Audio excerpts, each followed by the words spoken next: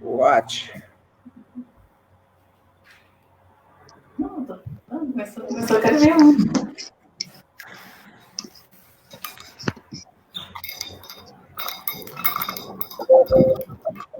What? Okay.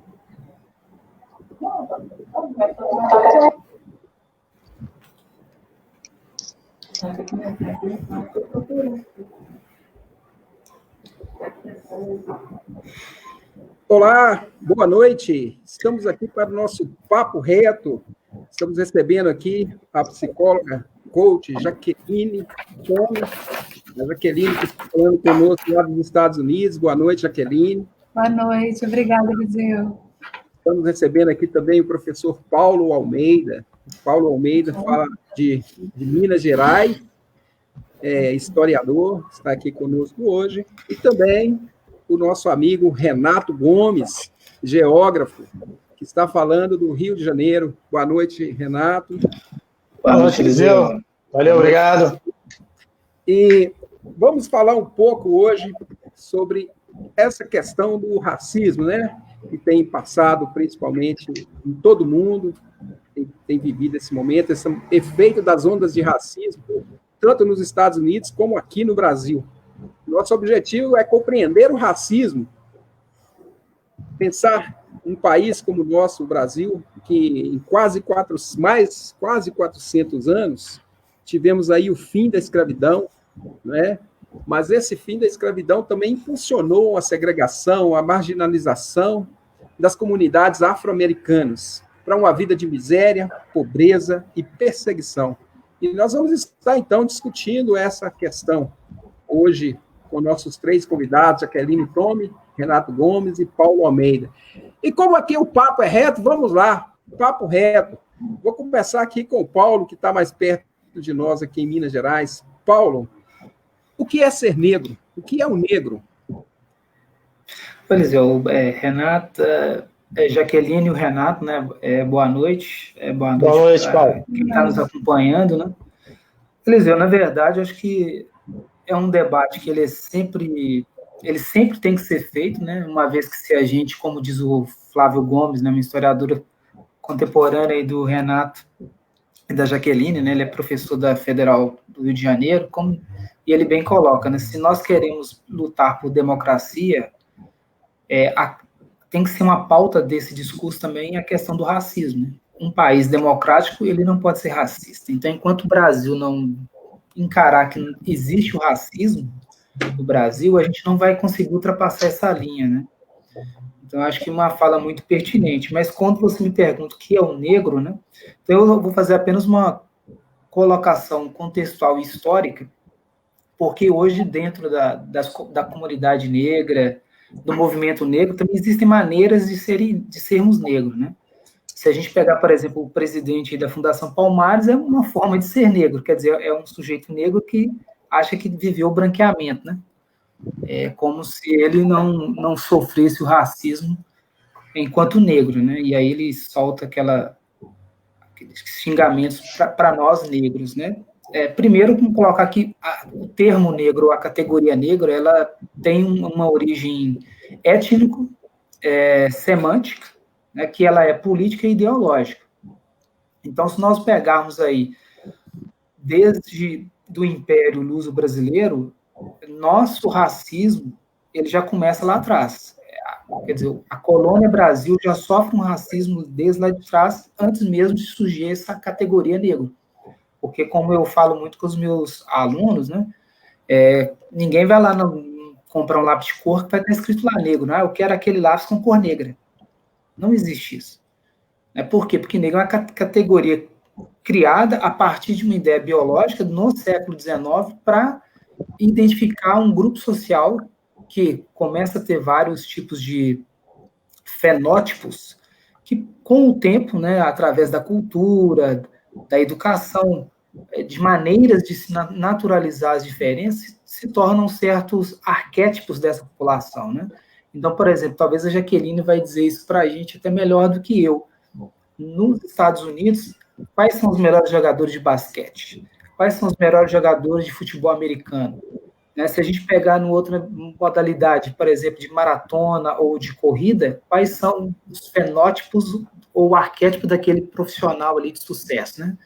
Enquanto no Brasil a gente também vai pegar a mesma coisa. Quais são os melhores músicos? Quem que já nasce nato para o futebol ou para a música, para o samba, né? Então já existe um certo arquétipo já bem construído desde muito tempo na nossa sociedade, e isso acaba prejudicando o fim do racismo. Mas se a gente pensar, como eu falei, em termos coloniais, né, tínhamos que identificar, por exemplo, quem que são aqueles que eram identificados como pessoas com defeito de cor, ou aqueles que não tinham sangue puro, porque dentro do documento colonial português se colocava aqueles que iriam ocupar cargos importantes deveriam ter, então, uma pureza de sangue. Então, várias outras expressões em documentos de época já nos levam que a questão do racismo não é algo próprio só dos Estados Unidos, né? Como muito tempo, o Brasil, ele não é racista, os Estados Unidos é porque tem linchamento.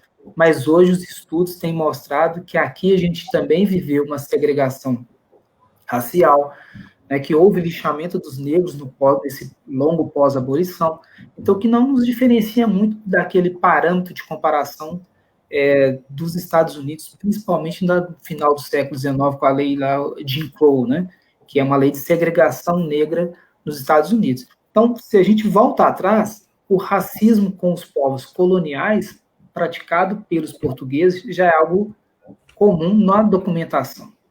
Quando chega a questão indígena, começou a se escravizar os índios, então deram a eles os nomes de negros da terra, para classificá-los também como uma categoria de diferença do europeu, mas eles também foram vítimas, então, dessa imposição, né, civilizatória europeia, mesmo que no século XVIII, né, o Pombal tenha proibido a escravização, tanto no Reino de Portugal, porque também tinham escravos negros lá, e bem antes a escravização indígena, o africano ele foi comercializado pelos portugueses, e nós nos tornamos, então, a maior colônia consumidora de escravos da América, até se comparado com os Estados Unidos. Então, quando chegamos no século XIX, o que acontece? Vem toda aquela expansão, então, imperialista, né, de um segundo momento do capitalismo industrial, né, que precisava se investir em outras áreas, que a Europa já estava meio que saturada, né, de maneira bem didática, assim, para falar. E o que foi necessário? Colonizar a África, colonizar outras áreas na Ásia, principalmente com a Inglaterra, sua imposição na China, por exemplo. E a gente vê um resultado disso hoje já em Hong Kong, né, até hoje. Então, o que acontece? Quando, no século XIX, o capitalismo ele começa a sua empreitada imperialista, há de se justificar, então, por que eu estou explorando a África num segundo momento no século XIX, já que os portugueses já estão lá desde o século XV, né, explorando ali as costas africanas. Então, naquele momento, para justificar para o mundo, né, para o mundo europeu, ocidental, aquela presença, eles começaram a dizer, ok, então nós vamos absorver as ideias científicas, que também eram defendidas pelo Darwin, mas com uma certa modificação, uma interpretação, aí surge o darwinismo social, e aí eles começaram a criar essa categoria negro, e aí começou a distinguir, então, entre os negros e os europeus não negros, né, os brancos. Então, quando a gente fala de negro, a gente também tem que falar de branco. Se a gente falar de negritude, a gente também tem que falar de branquitude. Porque, no final das contas, a gente está discutindo o quê? Os direitos que os brancos têm, nós negros não temos. Que são vários, se nós pegarmos. Então, a gente não pode somente dizer, então, no caso brasileiro, que o racismo que nós vivemos, ele é fruto só da escravidão. Porque a partir do momento que se justifica por que eu sou melhor do que outro, então vai ter uma estrutura para dar legitimidade a isso. Então, por mais que a população negra tenha se mobilizado, tenha lutado pelos seus direitos, que na própria abolição da escravidão ela tenha se mobilizado, houve movimentos sociais para isso, que não é uma dádiva da da princesa Isabel, mas é fruto de muita luta, assim como as cotas também é fruto de muita luta, e a gente quer que todos tenham acesso à universidade, à educação, não só A ou B, né? Mas, quando se tem, então, um discurso que você cria o diferente, e nós começamos, então, a absorver no nosso cotidiano esse discurso, nós passamos, então, a ter uma prática que é racista. Então, por isso que nós vamos fazer pela coxa, né, já que os escravos aqui faziam as telhas e mediam na coxa, né, como diz o criado é sempre mudo, porque já que o criado é o escravo, ele não vai falar nada. A fome, ela é sempre negra, a peste é negra, né, o buraco é negro, mas a categoria, então, ela sempre surgiu como algo de um qualificativo muito negativo. Então, mesmo após a abolição, nessa primeira ou segunda geração dos afrodescendentes, né, eles não gostavam.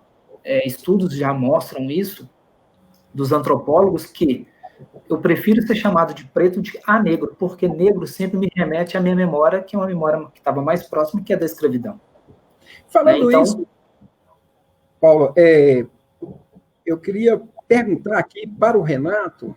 Renato, qual é o lugar do negro no Brasil? Né? Você que trabalha com a ideia da geografia, né? Pensar o lugar do negro do Brasil. E depois eu quero voltar a uma questão para todos nós aqui, é a questão das cotas, porque essa é uma questão que há uma interpretação um tanto quanto equivocada, talvez, né? Então, o Renato, que é um pesquisador também, né, do grupo de pesquisas Josué de Castro, está aqui conosco. Então, eu gostaria de ouvir, Renato, qual é o lugar do negro no Brasil? Bom, mais uma vez, boa noite a todos. Eliseu, eu vejo que o lugar do negro é o lugar no espaço. Então, o lugar do negro é um lugar no espaço, dentro daquela categoria da geografia, que é o lugar do espaço que deve ser pensado num processo histórico. Então, eu vejo que o lugar do negro é ocupar os espaços, nessa ocupação dos espaços, pensando no processo histórico, e trabalhar esses espaços para serem modificados. Então, eu vejo essa visão hoje, aonde o negro ele deve estar. Né? Por quê? A gente, e aí eu venho trabalhando com isso também, no conceito de aluno, de sala de aula, que em grande parte os negros estão delimitados por território. Né? Então, grande parte da população negra ela está delimitada pela lógica de território. E dentro dessas categorias de território, ele está nos territórios menos privilegiados, onde as políticas públicas elas não chegam, elas não atendem. Né? E aí, pegando um pouquinho da fala do Paulo, lembrando que quando a gente teve esse processo todo do fim, aparentemente, da escravidão, o negro não teve lugar nem no que a gente chama hoje de favela. Ele não teve lugar nem de ocupar as encostas. Ele foi pela rua mesmo, naquele primeiro momento. Né? Então, a gente tem esse conceito histórico que o negro, o que sobrou para ele foi a rua. E hoje, quando o negro está na favela, é um processo de conquista de espaço. O grande problema é que nós, negros, ainda estamos confinados a esses territórios. E estamos avançando, tentando sair desse território. Mas quando você sai desses territórios delimitados, desses territórios da ausência de políticas públicas, aí dói muito. Dói porque você precisa ocupar outros espaços e que grande parte desses outros espaços são espaços de solo branco. Então, quando se pensa na ocupação do negro, por exemplo, no Rio de Janeiro, eu moro na Baixada Fluminense, Nova Iguaçu. E aí, você ter um negro que mora em Nova Iguaçu, na Baixada Fluminense, é uma coisa. O negro que mora na capital, no Rio de Janeiro, é outra. Então, o processo da luta entre o negro da capital e o negro da Baixada Fluminense foi totalmente diferente.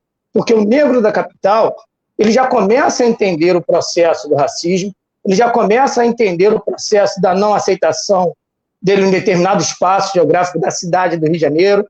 Agora, nós da Baixada Fluminense temos essa imensa dificuldade de tentar compreender o processo da não aceitação, do processo do racismo, porque a Baixada Fluminense sempre foi considerada uma região de depósito de seres humanos. Então, era depósito de negros, depósito de nordestino, com ausência total de políticas públicas, com ausência total de cultura, de lazer. Então, e durante muito tempo, como vários municípios, dormitórios. Só servíamos de mão de obra para a capital e retornava. E, é claro, uma mão de obra muito barata, né? Consequentemente, sem uma formação adequada e sem ocupação dos espaços. Ora, no momento em que a gente começa a avançar, e aí eu vou falar muito mais especificamente da década de 90, que eu digo avançar em termos de ocupação de espaço, de ocupação das universidades, né? Até antes do processo da lei de cotas, o pré-vestibular para negros e carentes, movimento que foi muito rico aqui na Baixada Fluminense, onde a população negra começou a se ver da Baixada Fluminense quanto negro, ocupar os espaços da universidade e se fazer presente. E aí a gente tem uma estrutura dentro dos pré-vestibulares, que é, além de aprovar o cara para a universidade, a gente tem uma disciplina chamada Cultura e Cidadania, que era preparar essa juventude negra e não negra para o embate do seu espaço territorial. Então, por exemplo, passar na UF, no vestibular da UF, na época, era uma das coisas muito difíceis, porque quem morava na Baixada Fluminense, fazer prova do vestibular tinha que ser em Niterói. Então, o cara levava muito tempo para chegar em Niterói. Depois que passar, para você ficar num curso, por exemplo, de economia, direito, medicina, onde majoritariamente você tem a população branca, era muito complicado para esse negro que lá se encontrava. Então, consequentemente, quando você me pergunta onde é o espaço do negro, onde o negro deve ficar, o negro tem que ficar no espaço, sair do território, avançar o espaço delimitado, o território delimitado, e ocupar todos os espaços possíveis, com um processo de olhar histórico, né? Olhar da história e transformar esse espaço geográfico. Muito bom, Renato. E Jaqueline, então vou te fazer também uma pergunta, né? Jaqueline, também pesquisadora do grupo de pesquisa Josué de Castro. Quero te fazer uma pergunta, Jaqueline, para você narrar para a gente um pouco, né, o lugar do negro nos Estados Unidos, aí onde você está. Pois é, eu vou falar um pouco, assim, geograficamente, já que a gente está vendo a questão geográfica, onde que eu estou situada, porque eu posso falar da minha realidade um pouco de alguns outros lugares. Eu tô na região central, entre o estado de Illinois e Iowa, então estou a 2 horas e meia de Chicago. A área onde eu vivo é uma área mais de cidade pequena mesmo, não é um grande centro como Chicago, né? Então tem uma diferença. Agora, tem uma coisa que é muito interessante, que vai muito de encontro ao discurso do Renato, da questão geográfica, realmente, e dessas áreas, que por muitos anos, são áreas da comunidade negra local, né? O que é diferente aqui sobre a questão, quando eu observo, existe, por exemplo, existem as vizinhanças negras que são somente negras. Então, existe a igreja negra, por exemplo, existe a igreja branca. Então, são coisas que a gente não vê dessa maneira no Brasil. Você vai numa igreja, está todo mundo dentro da igreja, né? Então, é muito interessante essa questão, e as pessoas realmente falam, né? Não, eu não vou nessa igreja, não, eu vou na igreja negra. E você entra só com negro, né? Algumas vezes eu fui nas duas e vi, e é muito interessante, porque tem esses blocos, e aqui separados por etnias mesmo. Não tem a questão da miscigenação que a gente viu no Brasil, né? Então, e é uma coisa que até eu estou questionando, porque uma amiga minha me mandou uma banner, assim, de um protesto aí no Brasil, do Black Lives Matter, dizendo não à miscigenação. Então ela falou, Jaque, agora eu estou confusa, porque o nosso Brasil é miscigenação, me explica. Eu falei, olha, existem alguns grupos aqui que são completamente contra qualquer tipo de miscigenação, porque eles acham que vai acabar a população negra. É como se fosse algumas tribos indígenas falando que a gente tem que manter o nosso grupo. Então, tem uma coisa assim de... não, a gente não quer ninguém de fora para... Tipo assim, a gente tem que manter isso, a gente tem que manter a nossa cultura, a gente tem que manter a nossa raça, né? Então, isso é uma coisa muito interessante. E conversando com alguns amigos aqui, eles me apresentaram essa visão também de, sabe, não, Jaque, quando casar, eu vou querer uma pessoa negra, sim. Não só pela questão de cultura, que é muito diferente, a cultura... Quando a gente pensa em cultura no geral, existe a questão racial, mas aqui é tudo. É como se fosse um país completamente separado do outro. Então, a cultura do americano branco e a cultura do americano negro é completamente diferente, em vários sentidos. Então, tem essa questão do espaço. O espaço físico são em vizinhanças específicas. A minha primeira vez que eu visitei a Nova York, em 90 alguma coisa, não lembro a data exata, mas eu quis ir na vizinhança de Harlem, porque eu falei, cara, é vizinhança negra, eu quero ir na igreja, eu toda animada, né? Peguei o metrô, falei, vou lá ter essa experiência. Cheguei e parei num barzinho, assim, para entrar, um frio danado, nevando, eu entrei com uma frio. Aí perguntei para o senhor, falei, eu quero ir para a igreja. Aí ele me olhou, um outro olhou, e tipo assim, de onde você caiu? Você veio assim, de que nave espacial? Você está fazendo o quê aqui? E aí eu toda assim, eu falei, olha, eu quero ir para a igreja, porque eu quero ver os corais, não sei o que, eu assim, né? Ele falou, olha, eu não sei de onde você veio, mas de onde você veio, você vai embora, porque você não é bem-vindo aqui. Sinto muito, mas você não é. Ele foi legal comigo, mas ele falou, você não está nem seguro aqui. Porque tem essa coisa, tipo assim, ué, tá aqui fazendo o quê? Não é teu espaço. Então tem, agora, nessa questão que o Renato falou de conquistar o espaço, eu vejo a mesma dificuldade, se eu for comparar a dificuldade dos meus amigos negros no Brasil e dos negros brancos, dos negros aqui americanos, do espaço intelectual, é um desafio imenso. O espaço no campo de trabalho é um desafio imenso. Tem empresas que, eu estava conversando, eu faço coaching de carreira, uma das minhas clientes negras, ela falou, eles te aprovam para colocar lá que tem, mas a gente chega num ponto que a gente sabe que não vai subir. Então, tem uma série de coisas, isso vai um pouco com a questão da cota, que a Eliseu falou que daqui a pouco vai entrar, mas tem é como se tem essa barreira que a gente fala que é a barreira invisível, que fica muito nítida. Então, eu falei, de todos os empresários que eu trabalhei aqui, não tinha nenhum que tivesse um cargo de vice-presidente ou presidente que fosse negro. Eu falei, como assim?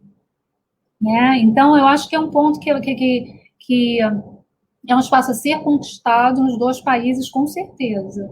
Que é muito evidente que não existe, até quando a gente vê em termos de população. Aqui onde eu moro, a população maior é branca, pela questão geográfica, mas se a gente olhar o percentual, não condiz, não bate. Né? Nem nas universidades, nem nas organizações, nas empresas. Então, tem uma desproporção aí que tem que ser pensada.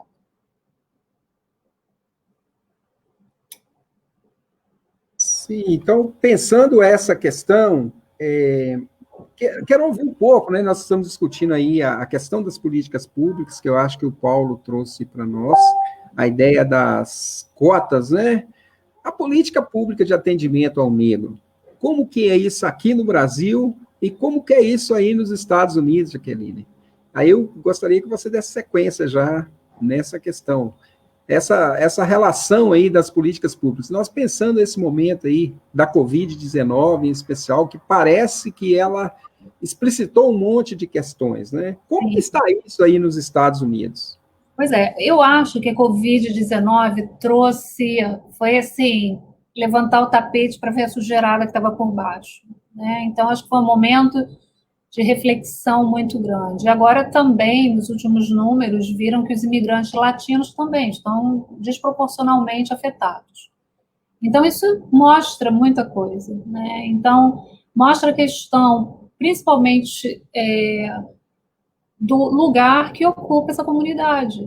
Então, a gente sabe que não tem saúde pública nos Estados Unidos, não existe saúde pública aqui. Então, quando você vê até o número de pessoas que têm seguro de saúde, por exemplo, e você começa a avaliar isso, né, e os tipos de doenças, diabetes, o problema cardíaco, até em relação à alimentação, como é que cada grupo se alimenta e por quê. Então, começou esse discurso de, sabe, o que é isso, né? Hoje está todo mundo com raiva, que teve um senador que falou que acha que é porque os negros não lavam bem as mãos. Não quero nem imaginar como que isso aí, que isso aí? É tipo assim, não, eu não quero ver o que está na minha cara. Eu não quero aceitar que a gente não tem saúde pública, que a gente não dá nenhuma condição de trabalho, que a gente coloca todo mundo para cortar carne numa fábrica sem nenhuma segurança no trabalho. Não quero falar disso. Vamos criar uma outra coisa. Então, eles não lavam as mãos direito, pelo amor de Deus, né? Então, eu acho que a questão é muito... Agora está sendo um movimento muito grande nos Estados Unidos inteiro, até com a questão do Black Lives Matter, nesse sentido também, né, importa a vida negra em todo esse contexto. Aqui, por exemplo, eles não quiseram fechar uma fábrica de empacotamento de carne, sabendo que tinham vários casos lá dentro, que não tinha condição de manter. Mas queriam continuar abertas. Então, é assim, gente, e o que eu acho que é muito contraditório do processo, eu conheço algumas pessoas que trabalham nas fábricas, e eu falei, o que te mantém ir com esse risco todo, que você sabe que a pessoa do teu lado pode estar contaminada? O auxílio o seguro de saúde. Então, é uma contradição muito grande. Eu não quero perder meu auxílio de saúde, o meu seguro de saúde, porque é caro particular, né? Mas, ao mesmo tempo, eu não tenho nem tempo de fazer os exames, porque eu fico aqui nessa fábrica o dia inteiro, então eu não posso sair também, sabe? É muito contraditório o sistema todo. Então, isso tudo veio à tona. E eu acho que isso é o momento que a gente está aberto agora para começar a discutir.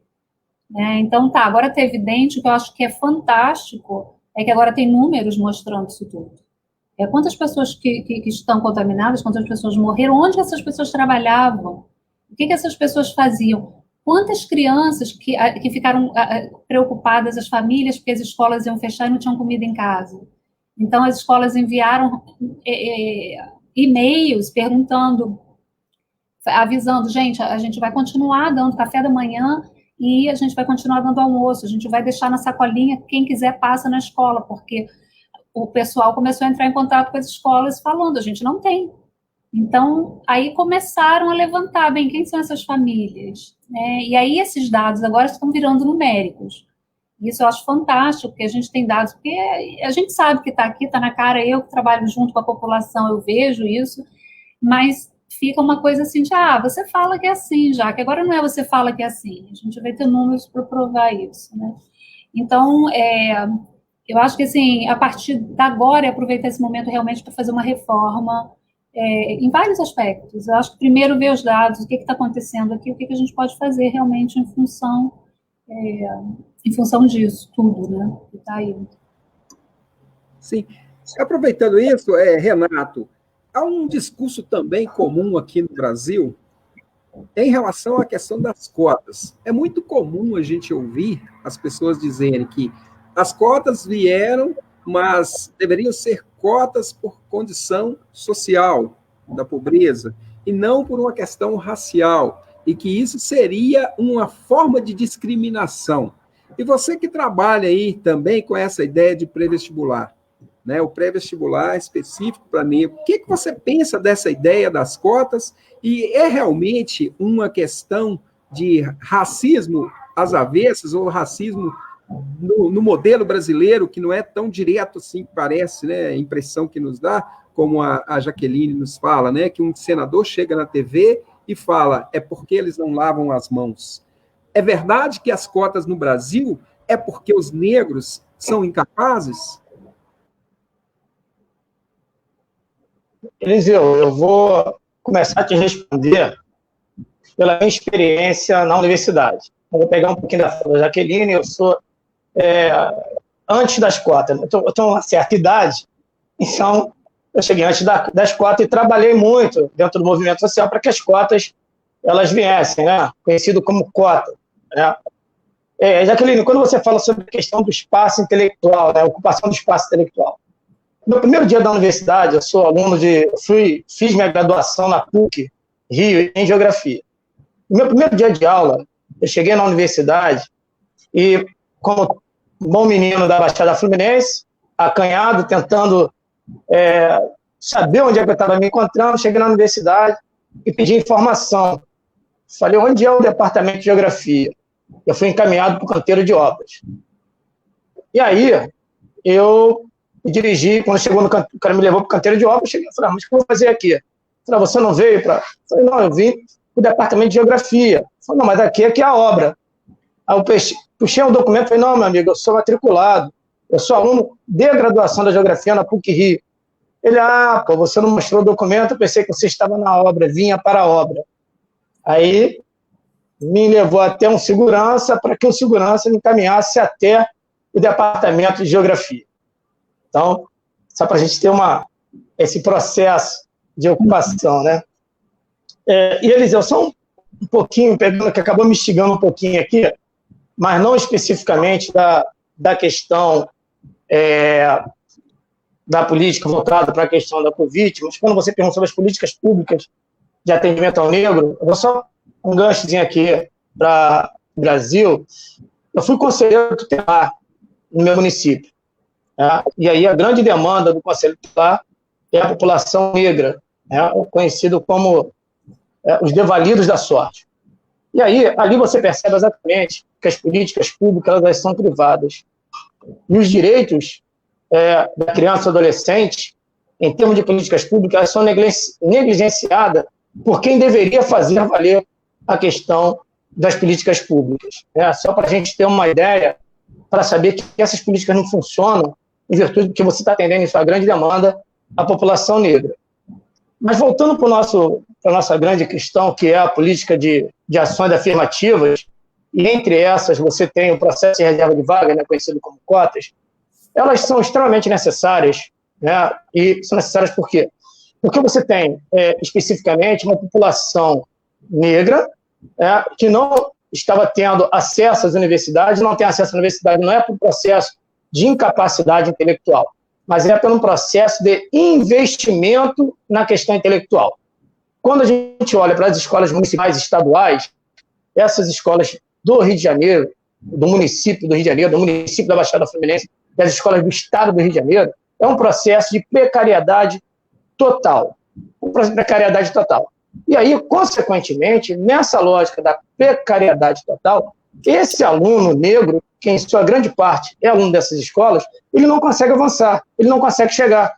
E ele não consegue chegar por quê? Porque você tem uma ausência. Vou te dar um pequeno caso aqui. Um professor hoje do estado do Rio de Janeiro, ele é formado em matemática, ele vai lá e vai habilitar a sua matrícula para dar aula de física.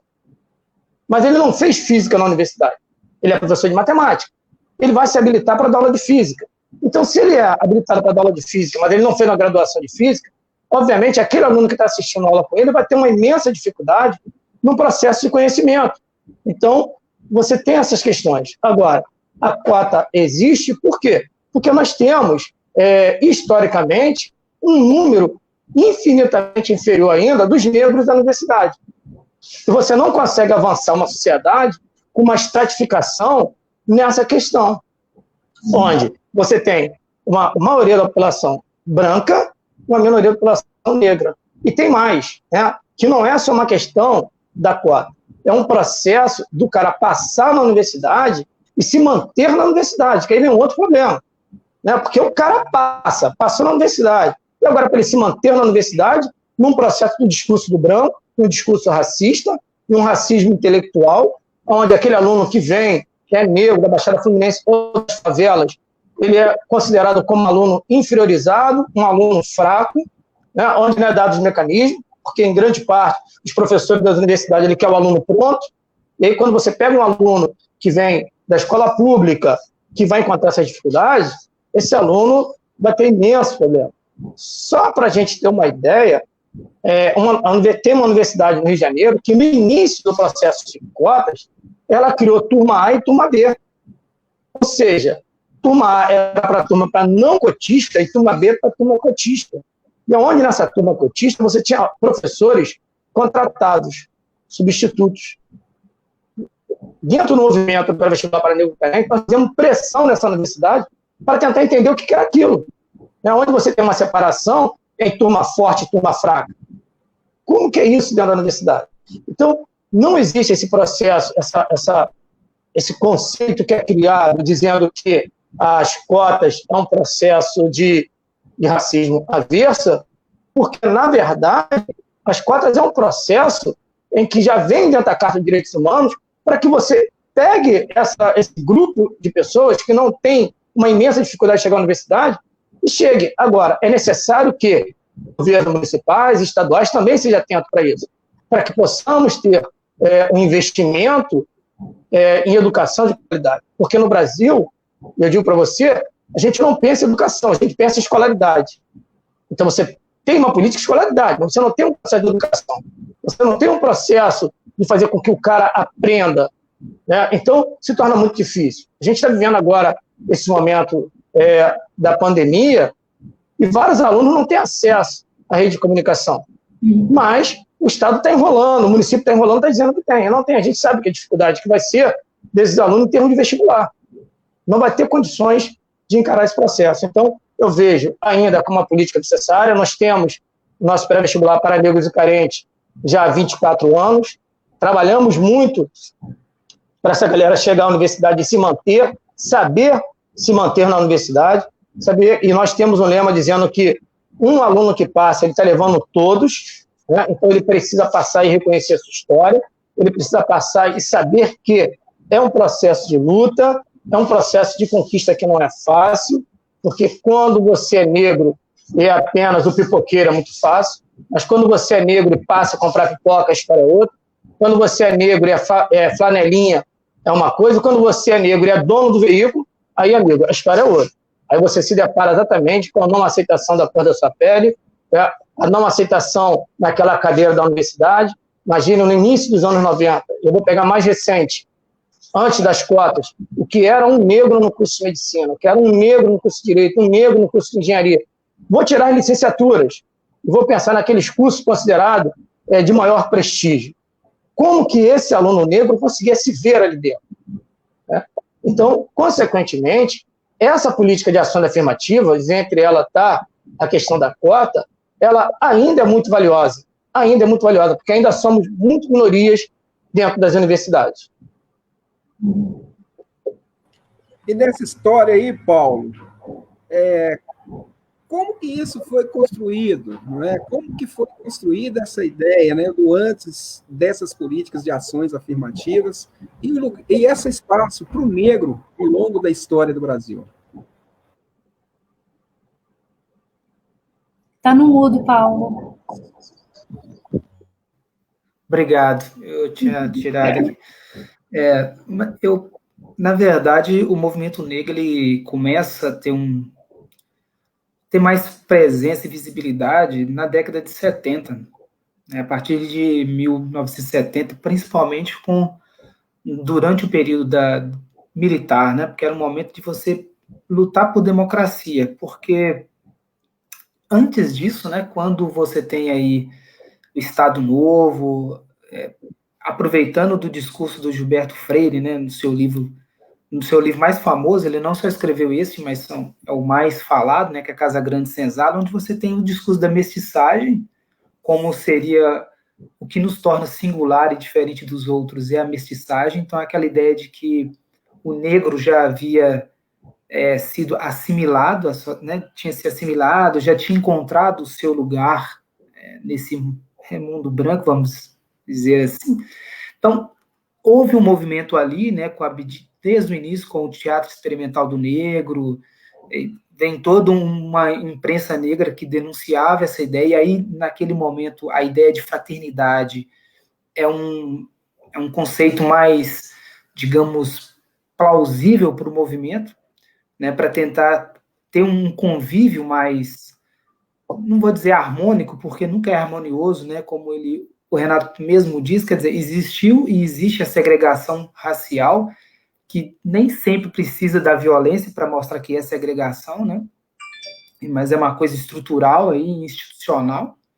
Então, nos anos 30, houve toda uma tentativa principalmente do Teatro Experimental do Negro, de tentar, com a Abdias do Nascimento, fazer o quê? Através da educação, conscientizar essa população do seu lugar, e do lugar que ele deveria ocupar. Só que a questão no Brasil é que existe um racismo estrutural e institucional que impede que nós tenhamos acesso aos cargos, como o Renato falou. Né? Ou, por exemplo, para mim é novidade, Jaqueline, quando você conta essa questão da merenda escolar, por exemplo. E acho isso muito valioso, porque a maioria das pessoas que não tem um contato com quem mora nos Estados Unidos vai idealizar um modelo de sociedade americana que acha que existe o racismo, existe essa questão racial, mas que ele não se depara com essa questão, por exemplo, de uma merenda nas escolas, que é um problema sério da educação pública brasileira, né? A cota ela é importante, eu concordo com a cota, concordo com o que o Renato fala, endosso a palavra dele que não basta apenas garantir a entrada, mas você também tem que garantir a permanência e o acesso aos postos de trabalho que são realmente de pessoas qualificadas como os negros são. Né? Também acho que na universidade o espaço é muito pequeno, ainda que hajam intelectuais negros e negras ganhando espaços hoje, como Giovanna Xavier, o próprio Flávio Gomes, e Álvaro Nascimento na Federal Rural do Rio, e outros, mas nos cursos de pós-graduação, ainda que exista também hoje cotas para se entrar no mestrado e doutorado, que isso começou nas universidades dos últimos 6, 7 anos, principalmente, mas mesmo assim, os professores, na sua grande maioria, né, são brancos. E você vai poder ter um ou outro professor dentro do departamento ali. Né? Então, o movimento, as cotas, e como toda valorização da cultura negra, ela é fruto de muita luta ao longo de vários anos, Eliseu. Então, ao mesmo tempo que você tem uma instituição, por exemplo, no caso da Covid-19, a mídia não coloca, mas só se fala assim, vamos ter que escolher quem vai morrer, é o mais velho ou o mais novo, mas também tem uma escolha entre o branco e o negro. Né? Existe tem uma coisa muito mais perversa por trás dos números, como a Jaqueline falou, que agora as pessoas têm que realmente encarar a verdade para poder se discutir, porque ninguém fala isso, mas existe essa escolha no atendimento dessa população. E falando nisso, Paulo, a ideia que você pontua também da violência, né? E aí acho que a gente pode interagir aí, Jaqueline e Renato, para começar esse processo mais interativo entre nós aqui, a ideia da violência direcionada e tendo o negro como o alvo dessa violência, que a gente sabe que o número de mortes de negros por violência é extremamente maior que o número de brancos, né? Pensando assim. Sim, sim. Mas isso é fruto do racismo, Eliseu. E por quê? Você não escuta na televisão falando que a polícia entrou dentro da casa de um branco na Zona Sul de qualquer lugar e atirou em todo mundo. Mas ele acha que ele tem o direito de invadir a casa de uma criança negra como o João lá e te dar 70 e poucos tiros nele. Fica tudo. Na verdade, a questão é a impunidade. Né? É uma questão de impunidade. Porque você não vê esses policiais sendo condenados. No máximo que ele pode acontecer uma prisão ali no quartel ou ele ficar afastado. Mas ele, por outro lado, ele encontra guarita na milícia. Isso é principalmente, por exemplo, no caso do Rio de Janeiro, que é uma coisa que se coloca muito mais presente do que talvez, por exemplo, aqui em Minas, na minha cidade. Mas a impunidade desses policiais, ela é protegida por um discurso do Estado que ele não percebe que exista esse racismo estruturante que aprisiona essas pessoas e, como o Renato falou, se ele não tem um documento que te identifica como cidadão, você não vai ter a liberdade de trânsito. Né? Então, eu acredito, né, que dentro das comunidades, na maioria das vezes, a pessoa tem que ter a sua identidade, a sua carteira de trabalho como garantias do direito de ir e vir, né, para provar que ele é um cidadão de bem. E olha, mesmo assim, a gente ainda vê os casos de violência com pessoas que são trabalhadoras. E a gente vive um outro problema que eu acho que aí aprisiona muito o movimento em defesa dos direitos e o fim do racismo, que é o papel da mídia. Porque se você pensa, por que ninguém mostra a comunidade, por exemplo, do Salgueiro e outros lugares da Baixada Fluminense lutando por uma causa de uma violência policial contra a população negra, mas isso não ganha a mídia? Porque a mídia vai te mostrar o fato, te coloca depois a fala do capitão lá, e depois muda o assunto. Então, a mídia não produz o efeito como no caso do Floyd nos Estados Unidos. Então, você não tem a mídia brasileira agindo é em favor da defesa desse cidadão. E aí eu também incluo a questão do discurso dos intelectuais e de outras pessoas que são formadores de opinião, que não agem nesse discurso. Qual o jogador de futebol nosso aqui, brasileiro, que se diz negro e que defende a causa? O fim da violência, né, contra a população negra, o genocídio negro que acontece e a mídia não coloca. Quais atores que são negros que abrem, né, como diz, dão a cara a tapa para dizer isso? Então, é uma questão social que é naturalizada, na maioria das vezes, e o branco também não percebe que isso é um problema do Estado, que é um problema da nação brasileira. Ele acha que o problema é meu, é do Renato, é da Jaqueline, é o seu, é do outro, mas não é da nação brasileira, não é do Brasil enquanto país. Enquanto houvesse essa dificuldade de enxergar que aqui nós somos um país de todos e para todos, eu acho que assim a polícia vai agir, assim o atendimento médico vai ser, assim, infelizmente, na educação pública vai ser dessa maneira. Também concordo com o Renato, eu acho que as escolas não estavam preparadas para esse modelo que se forçou a ser, que é a aula remota. A maior parte dos alunos não tem acesso a computadores, né? 90%, pelo menos das minhas turmas, né? 90% tem acesso através de um celular. O que ele vai poder fazer com o celular dele, porque tem só a quantidade de dados consumidas diariamente. Então, tudo isso prejudica até mesmo, acho que nesse ponto a Jaqueline pode ser até mais precisa do que eu, é uma questão de autoestima. Porque isso vai afetar a autoestima dessa criança, porque ele não vai se enxergar como negro com capacidade, porque, como eu falei, né, se tudo o que é ruim é negro, ele já nasce não querendo ser negro, né, assumir essa identidade. E com uma educação que não dá a ele ferramentas para ele poder buscar o seu espaço, dificilmente ele vai conseguir ter um espaço de igualdade ou se sentir igual aos outros.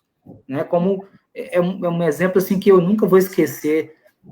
Por exemplo, quando eu tive na Inglaterra e me perguntaram por que os negros, né, em Londres se acham nariz em pé e nós brasileiros não somos assim. É uma questão histórica, de contexto histórico da escravidão e do que a sociedade coloca. Porque não estou dizendo que não existe o racismo na União, né, no Reino Unido, não é isso. Mas você percebe que você pode ter, você tem acesso à educação, você tem acesso a um atendimento público de qualidade no transporte público. Óbvio que o sistema de saúde deles também, mesmo que o SUS brasileiro tenha se inspirado no modelo do HNS britânico, também existe uma falta, né, tem seus problemas de demanda, como a gente viu aí, que é todo mundo, não é só deles, né? Mas você percebe que há possibilidade das pessoas terem acesso a suas condições materiais de vida são muito melhores que aqui.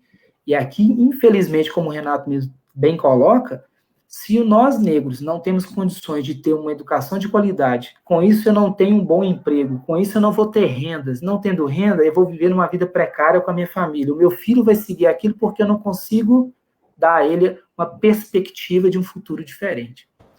Então, eu acho que o grande problema é esse.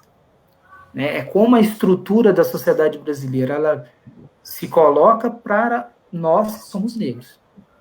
E pensando nisso, Jaqueline, a questão da violência aí nos Estados Unidos, em especial esse momento, né, que parece que estamos vivendo, né, nesse exato momento, a questão da violência, que ficou muito marcada na questão do George Floyd, e no Rio também, né, Renato? Que a gente sabe que aí no Rio também teve um ato contra uma criança, um adolescente, recentemente, apesar que existem vários e todos os dias que não chegam na mídia, como o Paulo pontua, a questão da seletividade midiática, né? Como que é essa questão, a violência em relação ao negro? Uma coisa que eu acho interessante, assim, eu vou até pegar o gancho do Paulo, né, de falar dessa questão de não haver punição. Eu acho que isso é um laço comum nos dois países. Né? Então, eu até estava conversando eu peguei vários amigos negros de várias idades para perguntar diretamente como é que foi isso para vocês, né? Como é que foi essa experiência, porque quando eu vim para cá, eu fiz vários grupos para entender a cultura. Então, eu chamava os grupos de vozes de o que fosse. E o grupo que me chamou mais atenção foi o grupo de vozes de mulheres negras. Porque uma das minhas perguntas, meu interesse era mais na área emocional e social também. Eu falava, o que te dá medo? Só para entender a cultura, né? Então, eu falava, o que você ama muito? O que te dá medo? Então, muita coisa se permeava. Mas com as mulheres negras, quando eu te perguntei o que te causa medo, foi unânime. Elas falarem medo de ter um menino, engravidar e ter um menino e não uma menina. E as que tinham filhos, aí eu tenho medo do meu filho ser assassinado sem causa. Aquilo me impactou tanto, porque eu falei, gente, como assim? Né? Não é uma coisa que você escuta no Brasil, que eu acho que as pessoas não pararam para refletir da maneira que as pessoas estão parando para refletir aqui, ou pararam há muito tempo. E isso, nesse grupo, tinha pessoas de várias idades. Então, o que aconteceu? Quando isso aconteceu, uma delas, que agora deve ter uns 70 anos, ela falou para mim, Jaque, olhar para aquela imagem do George Floyd por 9 minutos, e ela conseguiu um vídeo pelo ângulo de trás, que alguma pessoa filmou por trás, né, que pega ele falando, mamãe, mamãe. Ela falou, eu não consigo parar de ver. Aí ela falou, olha só, e me mandou o link. Ela falou, olha esse vídeo, é isso aí. Esse é aquele medo que eu te falei, que é difícil da gente explicar, porque a gente nunca teve isso em câmera. Mas muitas mulheres vivenciaram isso. Então, nós crescemos sendo educadas para ensinarmos aos nossos filhos a respeitar a polícia, a várias coisas. Ontem, na reunião, que a gente fez uma reunião aqui com os prefeitos, uma amiga veio e falou, posso levar meu filho adolescente? Eu falei, claro, até porque o filho dela cresceu na mesma escola com minha filha, então eu falei, acho que vai ser legal. Quando a gente citou isso, ela falou, eu canso de falar para o meu filho para não andar encapuzado. Eu falei, gente, você pensa a tensão de um adolescente, de ter que lembrar que tem que botar a jaqueta, mesmo aqui que faz frio, que todo mundo bota, mas de não botar, entendeu? De andar sem um capuz. Então, tem uma questão assim muito complexa nesse sentido do medo da violência, né? De como você educa uma criança. Eles falam, está na hora de bater o papo. Com que idade que a gente bate esse papo? Então, eu tenho um amigo que ele tem 2 filhos de 4 anos, um de 4 e um de 5. Ele falou, eu estou debatendo com a minha mulher quando que está na hora da gente começar. E aí uma coisa que ele postou, até foi interessante, que ele falou assim, a minha maior dúvida é quando a criança deixa de ser, que bonitinho para ir, cara, que medo desse cara aí. Quando sai dessa coisa de ser engraçadinho para ser uma ameaça. Isso é muito complexo, né? Então vai por essa vertente, e o que acontece? Quer dizer, o próprio Black Lives Matter surge a partir da morte de um menino, um adolescente de 17 anos, que ele estava com capuz andando, ele foi numa loja, comprou, sei lá, Skitters, que é tipo um docinho, tipo uma jujuba, e ele estava com uma garrafinha de chá ou refrigerante na mão, e um segurança da área, que era tipo um condomínio, alguma coisa assim, acabou achando que ele podia ser uma pessoa de perigo, porque uma semana antes, sei lá, tinha arrombado umas casas lá. Então, o que acontece? Ele não teve, como é que fala? Testemunha para o caso. Ele diz que o menino atacou a ele, quer dizer, então, porque ele estava arranhado, machucado, sei lá o quê, e aí ele acaba atirando no menino, quer dizer, mas sem testemunha. E esse cara não foi preso. Né? Então, aí surge, né, depois, isso acho que foi em 2012, aí em 2013 surge o Black Lives Matter, foram 3 mulheres que se juntaram e falaram, pedindo justiça, pedindo a abertura nisso aí, e gritando mesmo, não, a vida negra é importante, né, como é que tira, assim.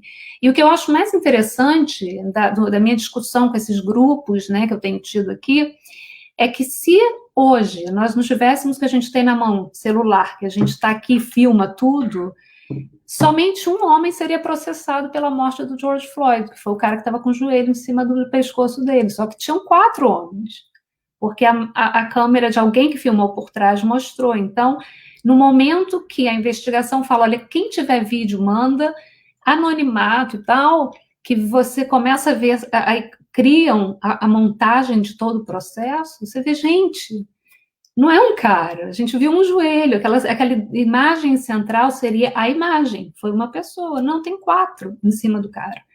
né? Então, por isso, eu perguntei, eu falei, gente, isso acontece, tem muito que é atirado pelas costas e tal, então o que é diferente nisso? Porque essa coisa, eu até pensei, não, deve ser pelo Covid, que está todo mundo em casa, todo mundo doido para sair, tem alguma coisa emocional nisso, mas eu não queria assumir nada, né? Eu quis perguntar. E uma coisa que eu acho que responde um pouco isso de ter desencadeado esse movimento tão forte nesse momento, nem é a questão do Covid, que foi a primeira coisa que veio na minha mente, mas eu estou vendo que elas responderam. Umas são das mulheres de realmente olhar para aquele homem e imaginar, não quero isso ser o futuro do meu filho, do meu irmão, do meu marido. O outro ponto, eu acho que é exatamente a questão da visibilidade, né, de ter ângulos diferentes e de você poder ver a história total, que a gente conseguiu ver, né? E a outra questão é de ter visto a cara. Você vê a cara do assassino e a cara do homem morrendo. Você vê a cara e a expressão, o cara falando, eu não posso respirar, e o cara com a mão no bolso, forçando ainda a perna, né, para matar o cara em público. É assim, é uma loucura de você imaginar. Então, eu acho que o significado disso foi tão impactante, está sendo por todas essas vertentes, né? Por todos tudo que a gente sabia que acontecia, mas não sabia em tantos detalhes, né? Todo mundo sabia que acontecia, e é o que o pessoal fala agora. Se ele conseguiu fazer aquilo, ou eles, porque foi um grupo, com câmeras por vários ângulos, imagina o que esses caras fazem sem estar filmando, né? Ou quando fala que a câmera pessoal que eles têm, quebrou hoje, não tenho nada, sabe? Não funcionou. Então, Isso também faz parte no Rio, né, Renato? Pegando um gancho aí que é da Jaqueline, essa questão do dia a dia, da violência direcionada, né, dessa violência que impacta e que assusta tanto, que, como a Jaqueline bem pontua, você vê o rosto do assassino sendo filmado e ele sequer assusta com isso. A Jaqueline estava fazendo os relatos, aí me fez lembrar o meu tempo de infância, cheguei até a ficar um pouco arrepiado aqui, porque também eu fui criado muito nessa questão, né? Negro, então a minha mãe, somos 5 filhos, 3 homens e 2 meninas, negro, Baixada Fluminense, e diferentemente do que você vê nas favelas do Rio de Janeiro. Porque a morte na favela do Rio de Janeiro, ela tem um impacto maior, ela acaba tendo visibilidade. Baixada Fluminense não. A Baixada Fluminense se mata e se mata muito, mas não tem visibilidade, porque não é a capital. Né? Então, não é o olhar para a favela. A Baixada Fluminense não tem essa característica. E aí a minha mãe, desde cedo, ela falava para a gente o seguinte, o nosso cabelo tinha que ser cortado bem baixo, blusa por dentro da calça, e qualquer abordagem policial só responder aquilo e sempre com a mão alta. Então, nós fomos criados com medo. Né? Era um medo. E eu fico imaginando, hoje, né, com essa idade, eu imaginava o que minha mãe ficava sentindo quando nós entramos na adolescência, e como adolescente a gente tinha que curtir um pouco, tentar viver a adolescência. Então era muito medo. Agora, em termos de violência, o Rio de Janeiro, eu acho que não perde para quase ninguém. Agora, uma morte na favela, né, a gente sabe que vai ser o negro, vai ser ele dá uma visibilidade. Ele dá uma visibilidade. A morte na Baixada Fluminense, ela não te dá visibilidade. E a Baixada Fluminense, ela sempre foi considerada como vários grupos de extermínio. Então, aqui você tinha e tem a cultura de grupo de extermínio. Uhum. Então, se mata muito na Baixada Fluminense, a abordagem policial ela é muito truculenta e você não tem a quem recorrer nem como recorrer. Que, em grande parte, os policiais também moram no seu bairro. Entendeu, cara? Então, você não tem o que fazer, na verdade. Por quê? Porque se você for na delegacia, você vai encontrar o cara lá. Entendeu? Então, é uma questão que a Baixada Fluminense ela é desprovida de tudo e de todos. Só para você ter uma ideia, eu moro em Nova Iguaçu. Nova Iguaçu não tem batalhão da Polícia Militar. O batalhão da Polícia Militar ele é um município vizinho, que é a Mesquita, que é um município muito menor do que o nosso. Uhum. Então, quando se pensa numa questão da violência, a violência policial mata muitos negros. E muitos desses são do grupo de extermínio. E que hoje fazem parte de milícia. Entendeu? Então, é aquele O que a gente diz aqui na Baixada, né? É o papo reto da Baixada. Tem que andar pianinho. Entendeu, cara? Você tem que andar pianinho. Então, o papo reto aqui. Ó, anda pianinho, porque senão o couro come. Aí já era. E não tem essa. Você sabe o cara que matou seu filho, que matou seu sobrinho, que matou seu neto, e vai ficar por isso.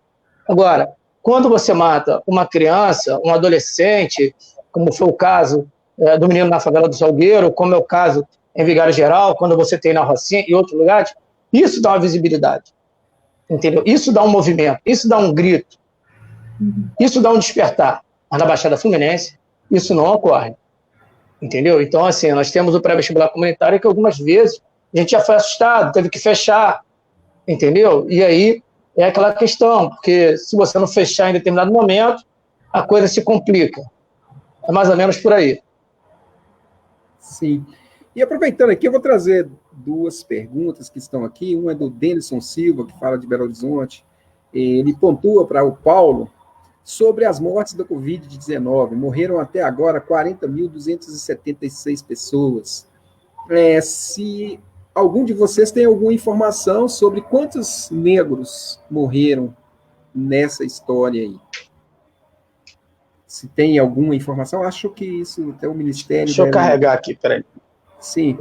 E aproveitando isso, né, como que é esse enfrentamento da Covid, esse momento aí especial nos Estados Unidos, que a gente vê, temos uma visão, né, que as pessoas saem daqui para ganhar a vida, para serem felizes aí nos Estados Unidos.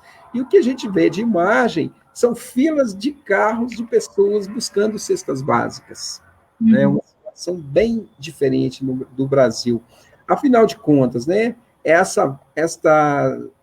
que situação é esta que se tem uma imagem aqui do Brasil e o que é realmente os Estados Unidos, em especial para o negro? Sim.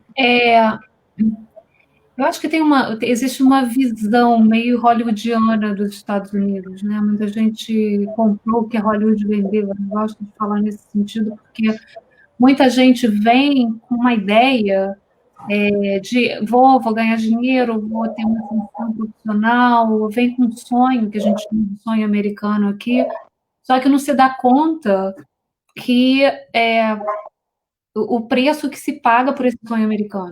Né? Às vezes são trabalhos que você fica horas e horas e você não tem contato com a família. No Brasil, a gente valoriza muito o tempo com a família, o tempo de diversão, né, o tempo de lazer, aqui não, né? Então, a questão fica muito de produção mesmo, né, de gerar dinheiro e de não ter uma qualidade. Então, quem vem para cá, por exemplo, eu trabalho com profissionais em relocação, veio com um emprego garantido, uma empresa multinacional, e aí está trabalhando com um emprego legal, e já tem uma estrutura, uma história completamente diferente de quem vem se aventurar e tentar ganhar dinheiro, e com a ilusão de que vai se dar bem, né? Então, tem muita gente que vem sem ser documentado, não conseguir um trabalho legal, tenta ficar pegando trabalhos variados, e tem muita coisa do desconhecido. Muita gente acha que vai ter um SUS ali se passar mal. Não tem um SUS ali se passar mal. Se você quebrar o pé, você não vai no hospital ali e sair sem pagar nada. Não existe isso, né? Então, é uma coisa assim que eticamente eles têm que fazer, mas legalmente não tem que fazer. Então tem uma série de questões.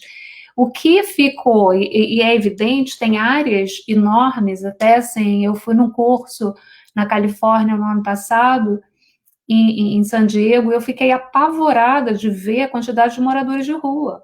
Então, tem umas situações que eu falei assim, gente, que é isso? Isso aqui está pior do que o centro de São Paulo e Rio de Janeiro, com acampamentos mesmo, com barracas, com sei lá quantas pessoas dentro. Então, eu fui, e eu gosto de caminhar à noite, quando eu venho dos lugares e tal, e aí o pessoal ainda falou, já que não caminha de volta para o hotel por ali, não, porque aquele lugar ali não vai estar seguro. Eu falei, como assim? Então, e foi engraçado, assim, num primeiro momento que eu vi, tinha uma obra grande. Eu achei que o acampamento era o pessoal que estava na obra, para entrar, dar uma descansada, sabe? Não caiu a ficha. E aí depois eu falei, que coisa, né? E eu estava participando de um curso que um cara do curso ainda falou assim, gente, eu vi um cara lá tocando violão, vou chamar ele para vir tocar para gente. E aí a gente dá uma grana. Eu falei, legal, a gente faz uma vaquinha, e a gente acabou fazendo isso. Eu falei, vai ser legal para a gente até aprender a realidade. E eles falaram, realmente é uma condição. Então, o que eu falei no início, de que o Covid está vendo meio que como vamos levantar esse tapete que a gente está vendo tudo, essa rua inteira aí que o pessoal ignora, passa de carro, nem questiona que aquilo ali é morador de rua, e, quer dizer, uma pessoa dali contamina uma porção, mesma realidade de Nova York, do pessoal entrar nos metrôs e ficar dormindo lá pelo metrô durante o dia. Então, veio essa questão, né, que é muito similar das nossas comunidades, do pessoal viver numa situação que não tem como fazer. Como é que você isola uma pessoa? Né? Se você chega, por exemplo, eu trabalhei muito na Rocinha, no Vidigal, com trabalho social, e você entra numa daquelas casinhas que você tem 4, 5 no espaço pequenininho, não tem como é que você isola? Né? Então, eu acho que a questão é muito interessante de perceber, porque tem uma visão dos Estados Unidos que é completamente diferente. Aqui onde eu moro, não, uma área mais rural, então é muito mais tranquilo, porque não tem aglomeração, né? Mas se você vai para uma cidade grande e lida com essa questão realmente da pobreza enorme. Agora, uma coisa aqui que eu percebi foi realmente a necessidade de doação de alimentos, né? Eu tenho um grupo que a gente tem uma organização sem fins lucrativos, a gente doou para o abrigo de moradores em situação de rua, porque eles estavam indo mais para lá, porque realmente com tudo fechado eles não tinham onde pegar. E aí criou uma necessidade maior que a gente não estava tendo, uma demanda maior. Né? E algumas igrejas também colocando mesas com sacos de comida do lado de fora da igreja e anunciando para quem soubesse de pessoas necessitadas, e todos foram embora, assim, esvaziou. Quer dizer, realmente tinha muita gente que estava precisando. Né? Você está mudo, Eliseu? Desculpa. Obrigado. Estão aqui conosco o Daniel Correia, a Kátia do Nascimento, Mário Vasco, deve ser do Vasco da Gama, aí do Rio de Janeiro, Elizabeth Barros Gonçalves, Denison Silva, Mariana Leiras, Ariana Guilherme, Paula Mota, um abraço, Paula Mota, Vanessa Alves, Eliane Gomes, Jesuíta Costa, Jéssica Moura, Miguel Ribeiro, a Marmitaria Raiz, alguém que deve estar aqui. Legal, é de Salvador, Marmitaria. Quem for para Salvador, vai lá, conhecer. Muito bom. Então, vamos lá, ainda Salvador, vou fazer aqui uma propaganda, né? Ainda Salvador, vamos... Ainda Salvador, tem que comer. Kleber Almeida, Mardelene Souza, Daniel Bahia estará aqui conosco no sábado.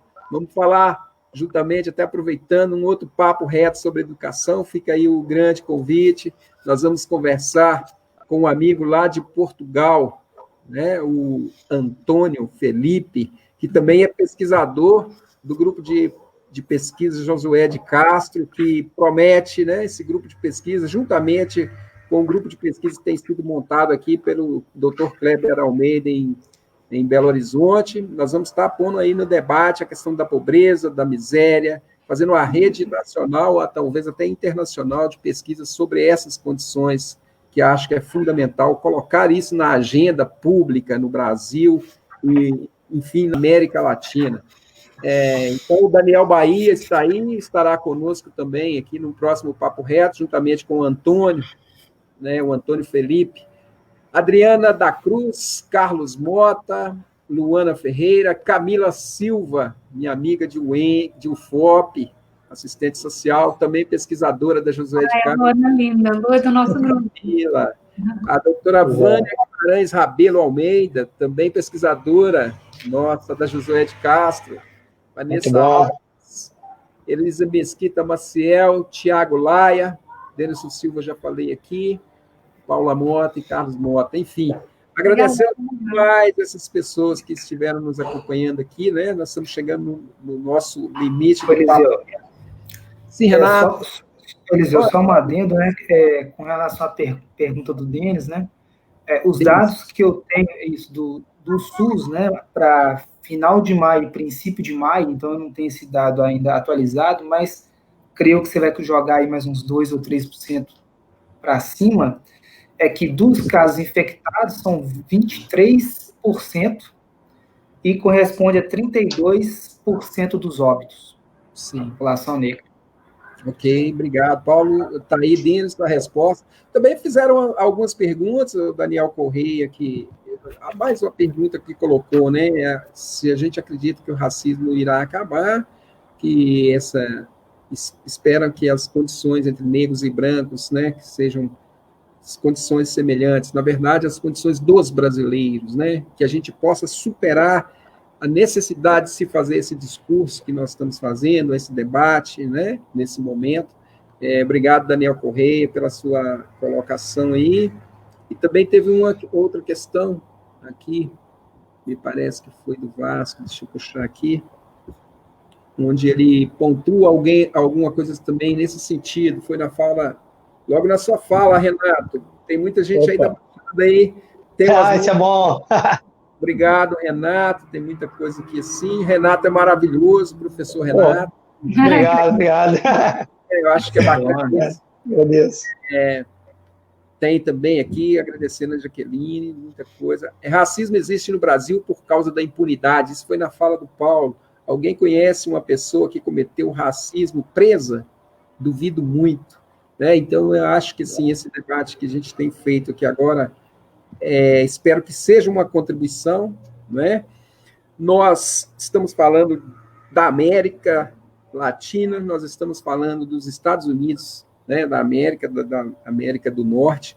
Nós sabemos que quem construiu esses países, e o Paulo pontuou inicialmente muito bem, né, nós tínhamos os negros da terra, que inicialmente foram escravizados, no segundo momento isso deixou de acontecer aqui no nosso país, aqui no Brasil, vieram então os negros da África, e aí começou todo o processo de construção do que é hoje o Brasil, de que é hoje a América Latina, do que é hoje os Estados Unidos. Tudo isso foi construído por mãos negras, foi construído com suor negro, com sangue negro, e nós temos que nos reconhecer nessa condição de trabalhadores que viemos substituir a mão de obra negra, como era entendido inicialmente.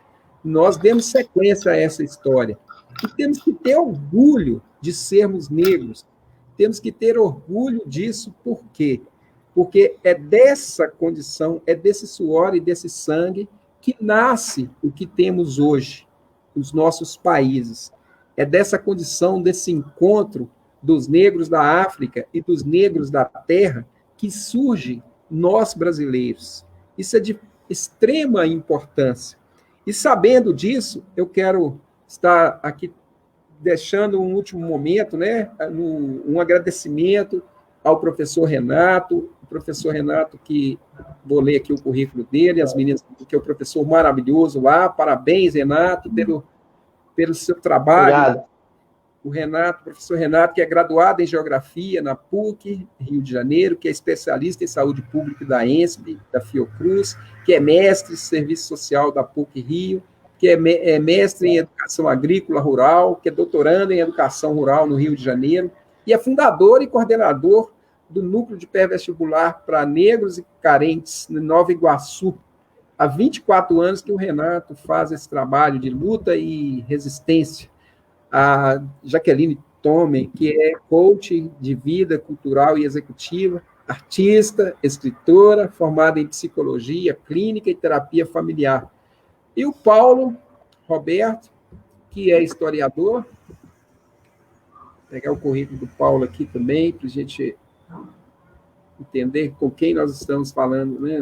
Quem são essas pessoas que trouxeram essa contribuição para nós hoje.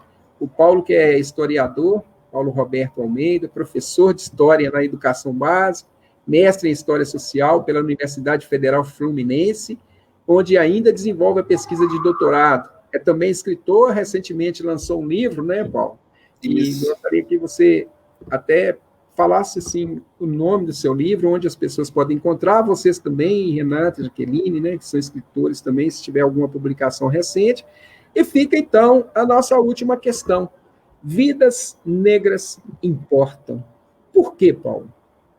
Começando do Paulo, que deu início ao nosso papo reto, então vamos terminar com o papo também reto. Por que vidas negras importam? As vidas, toda vida ela é importante, né, Eliseu?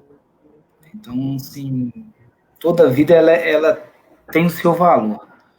Mas nesse momento, né, principalmente que é um momento como a Jaqueline pontuou, Renato, é um momento onde as pessoas estão, talvez pela condição da quarentena, do Covid, são mais reflexivas, né? Mas é um momento também da gente encarar que é preciso o Brasil, enquanto país, entender que existe um racismo, que nós só vamos vencer isso com a democracia plena, né? Não só numa questão de direito legal, mas não prático.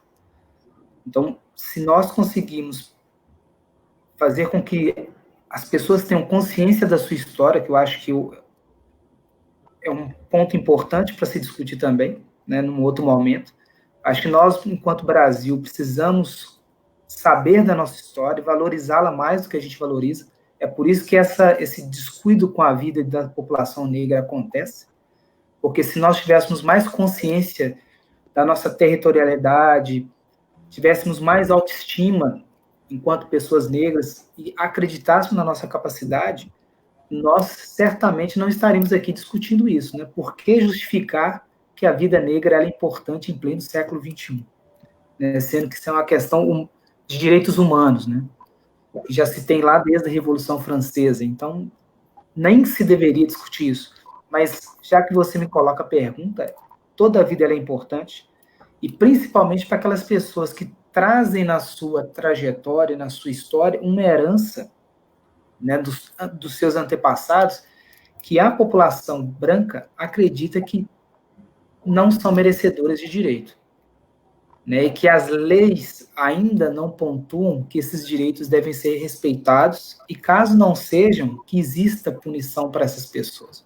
Como ele colocou, né, se nós conhecemos alguém que já foi punido por racismo, dificilmente a gente vai encontrar, porque não existe uma lei que realmente reprima essa pessoa. E nós também, enquanto brasileiros, precisamos também nos identificar, né? Não porque eu posso conseguir uma cota, que ela é necessária para ser um momento de transição entre esse momento de dificuldade para um momento de um futuro diferente para essa população, mas que ela também perceba que quando se fala de racismo, é comigo que também estou falando, é com o meu vizinho, é meu amigo, né, como eu estou percebendo no dia a dia da Jaqueline, né? É nas suas redes de sociabilidade que você percebe que isso é cruel. Então, nós também precisamos abrir os olhos para isso e perceber que isso acontece do nosso lado. É diferente você olhar para uma mulher, vamos dizer, obesa, né? Porque vamos dizer assim, porque a mídia prega um modelo de beleza feminina, da boa aparência, né? É diferente de você ter uma atitude racista com uma outra mulher negra. Então, são coisas diferentes. Então, por mais que as pessoas também achem que é um problema também de discriminação, mas ela não traz a carga do seu antepassado com vergonha da sua cor, porque ela vai ser presa ali na frente, ou porque ele, como o Renato falou, você tem que ter tempo, todo dia o cotidiano da boa aparência tem que estar presente para te mostrar, para o policial, para outra pessoa, te respeitar. Isso deveria ser algo já de consciência, não de aparência. Né? Então, por isso que as vidas negras importam. Quando a questão do meu livro chama A Presença Negra no Teatro, né, eu pesquisei sobre o teatro de revista dos anos 20 e eu mostro justamente essa questão. Né? Como é que o negro ele tem a sua cultura, se valoriza a cultura negra do samba, né, no machixe na época, do lundu, de toda a produção do jazz, tudo mais, mas os negros não estão no palco representando os papéis, né? Sempre são blackface, né? Homens que se travestem, pintam o rosto, os lábios, para ter o estereótipo do negro para representá-los. Não, eu consumo a música, mas eu não dou conta de lidar com a capacidade do negro de representar no palco.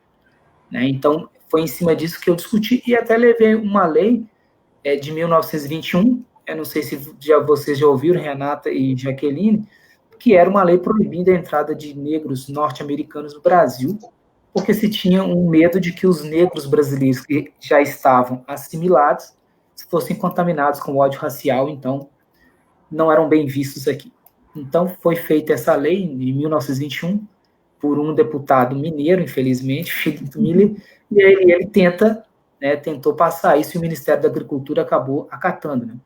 Então é um período que pouco se fala, pouco se discute, mas que também, através dessa ideia do branqueamento da população, tem essa ideia de escolher os seus imigrantes para vir para cá, né?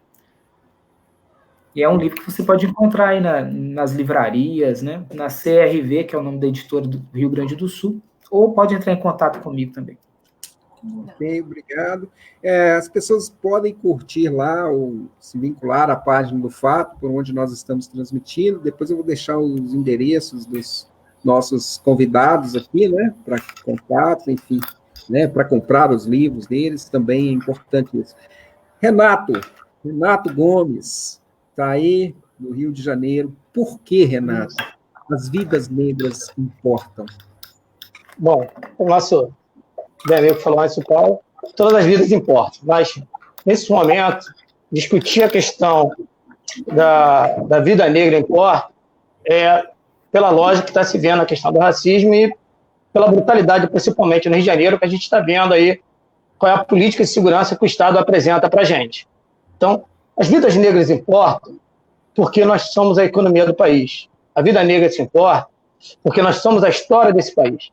A vida negra se importa porque nós somos a mão de obra barata desse país. Só que a vida negra importa porque nós estamos quebrando essa barreira. Nós estamos saindo do território demarcado, estamos ocupando o espaço que deve ser ocupado. Estamos ocupando o solo branco.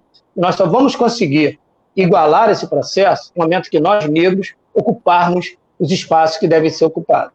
E aí eu vou terminar sinteticamente, vou sintetizar a fala como a vida negra importa, com o pensamento e a escrita do Milton Santos, que diz: ocupar os espaços pensando no tempo histórico e trabalhar para modificá-lo. Vida negra importa.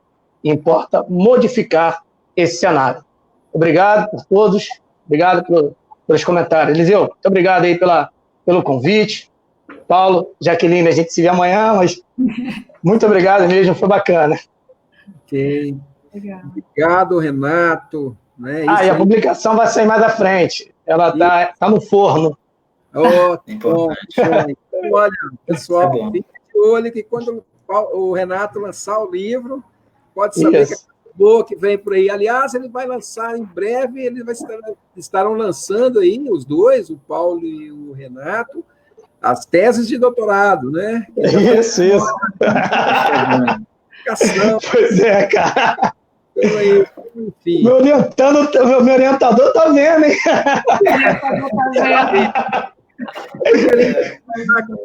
Arrastar aquele inglês ruim que o Paulo muito bem fala e o Renato também. Why Black Lives Matter.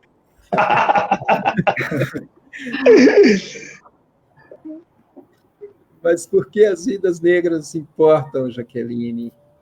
Pois é, eu concordo com vocês, lógico, todas as vidas importam, mas eu acho que a gente tem que prestar atenção, sim, no que está acontecendo com as vidas negras, né? Eu acho que eu penso não só nessa questão de vida e morte, das vidas estarem acabando porque estão assassinando, né, assim, ao vivo e a cores, mas na vida no sentido amplo, né, da vida no momento que a criança nasce, exatamente, dessa preocupação da gravidez, eu vou ter um menino ou uma menina, sabe? Então, e de toda essa questão de tudo que a gente falou, da vida do nascimento até a morte, do processo e eu fico pensando nesses contatos mesmos, né, de quando que minha criancinha vai crescer, vai deixar de ser bonitinho, vai ser uma ameaça, o que eu falo para o meu adolescente na rua.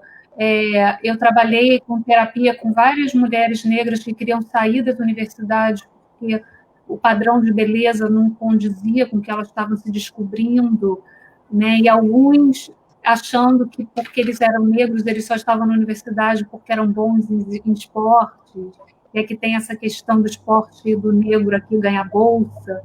Então, e depois a questão mesmo de saúde. Então, eu acho que a questão da vida importar não é só nessa questão de que estão matando, né, e matando de maneira diferente no Brasil e aqui mais matando. Até eu penso na chacina que aconteceu na Candelária, eu estava no Brasil na época que aquilo aconteceu, e assim, matar os meninos em condição de rua que estão ali em frente à Candelária, a gente sabe os motivos e o que aconteceu, então, mas é assim, como assim? Como que ninguém sabe exatamente quem matou, como não houve punição para quem matou, como é que são essas situações, né? Então, eu acho que a questão de realmente bater nessa tecla que importa, a gente tem que falar sobre isso. Tem que falar do jeito que a gente está falando. Obrigada, Eliseu, está muito legal. Aprendi muito com o Paulo e Renato. O papo reto tem que ser reto. Na reunião que a gente fez com os repórteres, com os prefeitos ontem, a participante e prefeito que falou, olha, não vamos trazer a imprensa, não, porque eles vão pegar e cortar, deturpar, mandar, não é isso. Vamos ter um espaço seguro para a gente falar abertamente o que a gente pensa, sem medo, né? E tudo que eu acho que as pessoas têm que aprender, o que o Paulo falou, de todos, da linguagem tem que ser alterada, é o criado mudo, né? Tem a coisa de, segunda-feira é dia de branco, né? Quer dizer, a gente cresceu ouvindo essas coisas, então, para mim, alguém perguntou se racismo acaba, eu acho que pode acabar se a gente mudar totalmente a maneira como a gente reestruturar o cérebro de todo mundo, né? Então, é mudar a maneira como a gente fala, é mudar a maneira que a gente educa, é dar condições para o negro ter o espaço que ele precisa ter, né? E a negra também, é mudar o discurso de que o cabelo branco, cabelo ruim, cabelo bom, né?